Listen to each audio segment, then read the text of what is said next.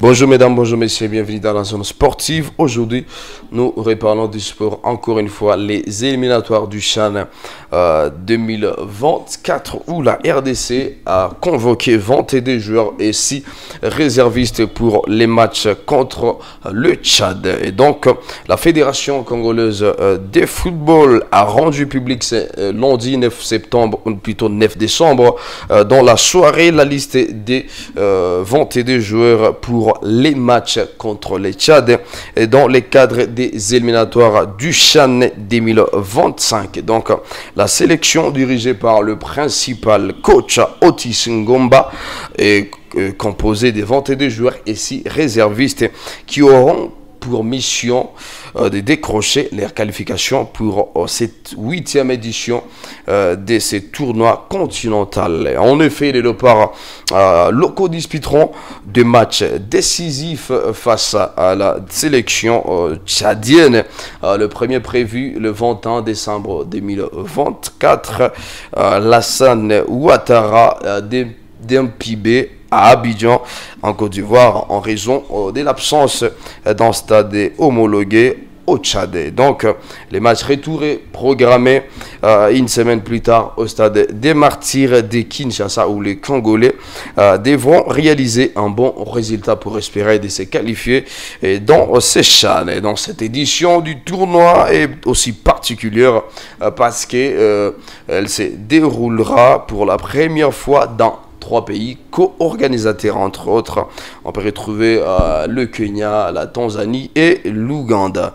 Et donc, ci-dessous, nous vous présentons la liste des 22 joueurs plus les 6 réservistes. D'abord, pour les gardiens de but, on peut voir Bridel Efongue de Maniema Union. Il y a Jackson Lunanga de Os Renaissance. Il y a Baggio Siadi de Tout-Puissant Mazambé. Pour les défenseurs, Dieu merci Lupini de Maniema Union.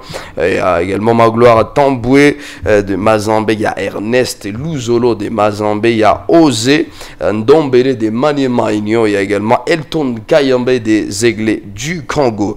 Également pour les milieux terrain, on peut retrouver Zemanga, Sosé de Mazambé, il y a également Joseph Bakusu de Maniema Union, il y a Mikamiche de Lupopo, Agé Basiala de Maniema Union, Jacques Nkunku de Blessing FC, il y a Ibrahim Matobo de Aiglés du Congo, il y a Lisé Nyembo de Lupopo, il y a Oscar Kabouiti de Tout-Puissant Mazambé, il y a Jancy Mboma Maniema Union. Également pour les attaquants, on peut retrouver Tony Talassi d'Angers-Verse.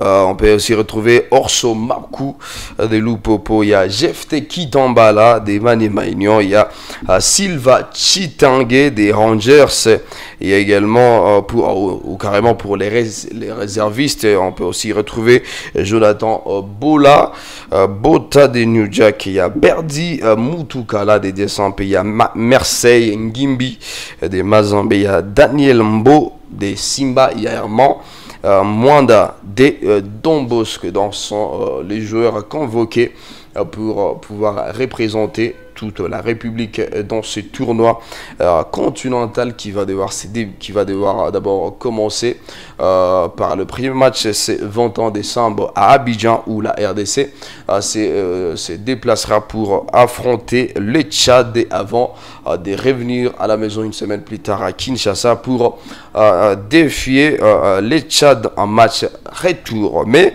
avant les grands débuts de ce tournoi, il se passe quelque chose parce que certaines nations manifestent déjà leur désintérêt à cette 1e édition. Encore 14 pays tournent les dos au CHAN 2024. Prévu du 1er au 28 février 2025, ces CHAN 2024 risque de perdre plusieurs de ses participants qui semblent être beaucoup plus importants. Si les CHAN a toujours eu du mal à s'attirer en large public, cette édition pourrait bien être l'une des moins représentées, avec pas moins de 15 pays ayant décidé de ne pas y prendrait part. Donc, ceci marque marquant ainsi un tournant dans l'histoire de cette compétition créée depuis 2009. Donc, les raisons de cette absence sont massives pour certaines nations Et donc, alors qu'elles évoquent gestion du calendrier, d'autres parlent des choix stratégiques de certaines fédérations nationales. Et ce qui donne l'impression que l'édition se déroulera au Kenya, en Tanzanie et en Ouganda, pourrait effectivement être l'une des moins réussies de l'histoire du tournoi. Et tout comme l'Algérie qui aurait, et d'ailleurs l'Algérie serait le premier pays au boycott de cette compétition africaine. Les autres pays ont choisi de privilégier les championnats locaux au détriment de la compétition continentale. Et donc sur la liste des réfractaires, on peut retrouver quelques pays, et entre autres l'Afrique du Sud, il y a les Botswana, il y a le Cap-Vert, il y a le Comore, il y a l'Égypte et les Gabon, il y a les Comores, la Gambie, il y a l'île Maurice, il y a le Malawi, il y a les Sao Tomé, il y a les Seychelles et la Tunisie, ces pays qui ont décidé de ne pas envoyer leurs équipes locaux. Par ailleurs, il y a l'Érythrée, voulais-je dire, et la Somalie, et pour ces deux pays, et ils étaient quand même incapables de constituer des effectifs pour représenter les pays au tournoi qualificatif. Et donc, pour plusieurs nations, la gestion tardive des dates pour la CAF serait le plus cause majeure de ces désintérêts, malgré que certains pays auraient quand même manifesté du boycott à ces tournois, mais quand même la RDC est bel et bien présente de la partie. Et donc, nous signalons également que la RDC, depuis les débuts de cette prestigieuse compétition continentale en Afrique, qui aurait débuté depuis 2009, la RDC a réussi à remporter des reprises, dont 2009 et 2016. Et donc, la RDC est prête à aligner encore une fois à ces joueurs avec l'espoir et d'aller plus loin dans cette aventure et ramener la coupe à la maison. C'est possible. Et donc, nous souhaitons que bonne chance à l'équipe de la RDC qui matchera le Tchad en date du 21 décembre à Abidjan avant de revenir à Kinshasa une semaine plus tard pour les matchs retour. Et donc nous souhaitons que du meilleur pour cette équipe qui représente toute la nation. Et donc les Léopards, aller loin, mouiller le maillot comme toujours et ramener la coupe à la maison, c'est possible.